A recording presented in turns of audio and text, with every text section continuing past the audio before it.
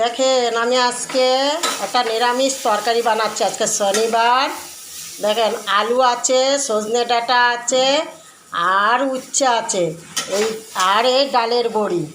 এই দেখেন, এই বড়ি দিয়ে একটা তিতর একটা মাখা মাখা তরকারি বানাবো। গরমকালে কি করব। তারপরে দেখেন ভাত বসিয়েছি একটা উনুনে, আরেক আম চাটনি বানিয়েছি। এই দেখেন, কি করব, গরম আর ভালো লাগছে না। আর এই দেখেন বেগুন ভর্তা, আজকে রুটি দিয়ে আলু বেগুন ভর্তা দিয়ে খেয়ে গেছে আমার হাজব্যান্ড, আর একটুকু আছে, দুপুরবেলা খাবো।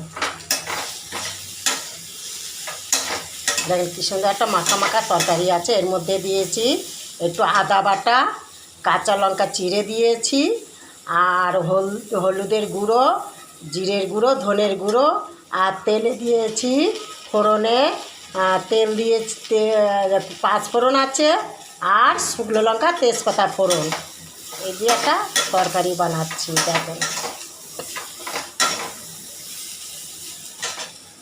হয়ে গেছে কষানো, এখন এই জলটা দিয়ে দিলাম।